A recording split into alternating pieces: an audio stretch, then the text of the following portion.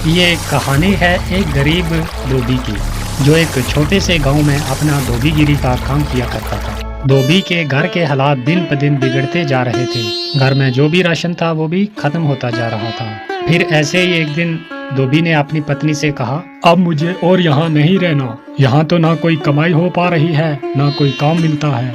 अरे पड़ोस का गाँव बहुत बड़ा है, अब मैं वहाँ जाकर अपना धोबीगिरी का काम करूँगा।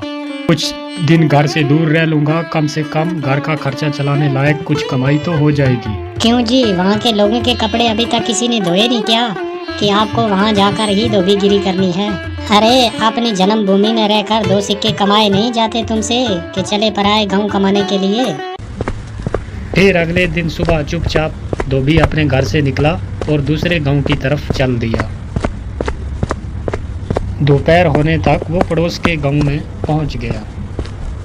हारा थका जब धोबी वहां पड़ोस के गांव में पहुंचा तो वो हैरान रह गया ये देखकर कि उससे पहले ही वहां पर बहुत सारे धोबी हैं जो अपना कामकाज कर रहे हैं। अरे यहाँ तो इतने सारे धोबी मुझसे पहले ही अपनी दुकान लगाए बैठे हैं। ऐसे मुझ अनजान धोबी के पास ग्राहक कैसे आएंगे? लगता है इस गांव से भी खाली हाथ ही लौटना पड़ेगा वापस। नहीं नहीं, खाली हाथ भी तो घर नहीं जा सकता, लेकिन क्या करूं? तभी फिर धोबी ने ग्राहकों को अपने पास बुलाने की एक तरकीब सोची। फिर उसने अपनी दुकान लगाई नदी के किनारे और वहां पर एक बड़ा सारा बोर्ड लगाया और बोर्ड पर बड़े बड़े शब्दों में लिख दिया, सबसे सस्ता धोबी। यहाँ हमारे कपड़े धोने के साथ साथ इस्त्री मुफ्त में की जाती है। और लोगों ने जब ये चीज़ देखी तो उन्हें कुछ नया देखने को मिला। अरे वाह, कपड़े धुलाई के साथ इस्त्री मुफ्त। अरे भाई ये लो, मेरे कपड़े ज़रा अच्छे तरीके से धो देना और साथ में अच्छी से इस्त्री भी कर देना। हाँ हाँ सेठ जी, अभी किए देता हूँ। फिर धोबी ने अच्छे तरीके से कपड़े धोकर इस्त्री करके सेठ को दे दिए। ये लीजिए, अब आपके कपड़े एकदम नए जैसे बन गए हैं। अरे भाई वाह, ये तो कमाल हो गया, सच में ये तो बिल्कुल नए जैसे लगते हैं। ऐसे ही फिर दूसरा ग्राहक आया, फिर तीसरा। उसने फिर बहुत मेहनत से काम किया। कुछ ही दिनों में उसने 5 सोने के सिक्के जमा कर लिए। आज तो मैंने बहुत सारे पैसे कमा लिए।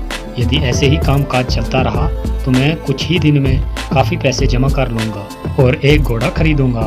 उनमें से 2 सोने के सिक्कों के बदले उसने एक व्यापारी से एक घोड़ा ले लिया और घर लौटने का फैसला किया। अगले दिन उसने अपना सारा सामान बांधा और घर के लिए निकल पड़ा। अपने रास्ते में उसे एक घने जंगल से गुजरना पड़ा, जहाँ पर उसने डाकुओं का एक झुंड देखा। हे भगवान, ये तो डकैत लगते हैं, ये तो मेरा सारा पैसा लूट लेंगे। मैं एक बार फिर से गरीब हो जाऊंगा। अब मैं क्या करूं? कुछ तो करना पड़ेगा। वो धोबी बहुत चतुर था, उसने हिम्मत नहीं हारी। फिर एक तरकीब सूझी। उसने एक सोने का सिक्का लिया और घोड़े के गले में बांध दिया। फिर आगे चल पड़ा और डाकुओं ने उसे पकड़ लिया। अरे ओ, जल्दी जल्दी अपना पैसा निकालो, फटाफट करो। देखो, मैं एक गरीब धोबी हूँ, इस घोड़े के सिवा मेरे पास कुछ नहीं है, कृपया मुझे जाने दो डाकू भाई। और जैसे ही ये बोला और घोड़े ने थोड़ी गर्दन हिलाई और वो सोने का सिक्का नीचे गिर गया। अच्छा मक्कार, झूठे इंसान, तेरी हिम्मत कैसे हुई हमसे झूठ बोलने की? अगर तेरे पास पैसे नहीं हैं तो ये सोना फिर कहाँ से आया? जल्दी बोल। रुकिए रुकिए भाई, मैं अभी आपको सब सच बताता हूँ। दरअसल ये घोड़ा सोना उत्पन्न करता है, इसी वजह से मुझे सारे पैसे मिलते हैं। ठीक है, ये घोड़ा तुझे हमें देना होगा, हम तभी तुम्हें यहाँ से जिंदा जाने देंगे। नहीं नहीं, बिल्कुल नहीं। अगर मैं ये घोड़ा तुम्हें दे दूंगा तो मेरे पास तो कुछ भी नहीं बचेगा। चलो, इसके बदले हम तुम्हें 50 सोने के सिक्के देंगे। हाँ ठीक है, चलो एक बात का ध्यान रखना कि बारी बारी के साथ इस घोड़े को अपने पास रखना, वरना आखिर में तुम पैसे के लिए लड़ते ही रह जाओगे। धोबी ने घोड़ा बेच दिया और अपने घर की तरफ चल पड़ा और वो बहुत खुश था कि उसे सोने के काफ़ी सिक्के मिल गए और उन पैसों से उसने अपने गांव में थोड़ी सी ज़मीन खरीदी। और इसी बीच वो डकैत भी उस घोड़े को लेकर अपने अड्डे पे पहुंच गए। वहां डकैतों के सरदार ने अपने आदमियों से कहा, इस गिरोह के सरगना होने के नाते इस घोड़े को सबसे पहले मैं ही अपने पास रखूंगा। उन सब ने सरदार की बात मान ली और घोड़ा सरदार अपने साथ लेकर रात चला गया। अगली सुबह जब वो उठा तो उसने देखा कि उसके अस्तबल में कुछ भी नहीं था। उसने पूरा अस्तबल सही से देखा, वहाँ कुछ भी नजर न आया और वो जान गया कि उस धोबी ने उसको बेवकूफ़ बना दिया। इस बीच एक और डकैत वहां पर आया। सरदार, आपको सोना मिला? हमें भी जरा बताइए कि घोड़े ने कितना सोना उत्पन्न किया, कितने सिक्के मिले आपको? तुम खुद ही पता लगा लोगे जब ये घोड़ा आज रात तुम्हारे पास रहेगा, ठीक है? और सरदार ने किसी से कुछ नहीं कहा, क्योंकि वो किसी के सामने बेवकूफ नहीं बनना चाहता था। फिर एक एक करके सभी डकैतों ने घोड़े को अपने पास रखा, पर उसमें से किसी को कुछ भी नहीं मिला और वो सब समझ गए कि उन्हें उस धोबी ने बेवकूफ बनाया है। अरे दोस्तों, उस धोबी ने हमें बेवकूफ बनाया है, अब हम उसे सबक सिखाएंगे। सरदार, उसने ये साधारण सा घोड़ा हमें 50 सोने के सिक्कों के बदले दिया है, बहुत बड़ा धोखा हो गया। हम उससे अपना पैसा वापस लेंगे सारा, और हमें धोखा देने की जरूरत की सजा देंगे उसको। हाँ, चलो चलो। फिर वो सब उस धोबी की घर की तरफ निकल पड़े और धोबी ने उन सबको अपने घर की तरफ आते हुए देख लिया। फिर धोबी अपने घर गया जल्दी जल्दी और अपनी पत्नी से बोला, मेरी बात ध्यान से सुनो, अभी डकैतों का झुंड एक यहाँ पर आएगा। जब वो मेरे बारे में पूछे तो उनसे कहना कि मैं घर पे नहीं हूँ, खेतों में काम कर रहा हूँ। ये बोलकर वो अपने घर के पीछे छुप गया। कुछ देर के बाद वो डकैत वहाँ आ पहुँचे। वो धोबी कहाँ है? हम उससे बात करना चाहते हैं, जल्दी बुलाओ उसे। वो तो अपने खेत में गए हुए हैं काम करने के लिए। रुको, मैं अपनी बकरी को भेजती हूँ उन्हें बुलाने के लिए। शीली, जरा जाओ तो अपने मालिक को बुला कर लाओ, उसे बोलो कि घर पे कोई आया हुआ है, तुमसे बात करना चाहता है। ये सब क्या है? क्या सचमुच ये बकरी तुम्हारे पति को यहाँ ले आएगी? जरूर, ये हर बात समझती है। मुझे जब भी बुलावा भेजना होता है तो मैं इसे ही भेजती हूँ और ये फौरन बुला कर ले आती है। डकैत धोबी की पत्नी से बात कर रहे थे, तभी वहाँ पर धोबी आन पहुँचा। ओह डकैत भाई, आप आए हैं। मेरी बकरी ने मुझे बताया कि आप मुझसे कोई बात करना चाहते हैं। हमें तुम्हारे इस घोड़े से कुछ नहीं मिला, तुमने हमें धोखा दिया। हमने तुम्हें इसके बदले 50 सोने के सिक्के दिए थे। अरे भाई, ये कैसी बात कर रहे हो? लगता है आपको कोई गलतफहमी हुई है।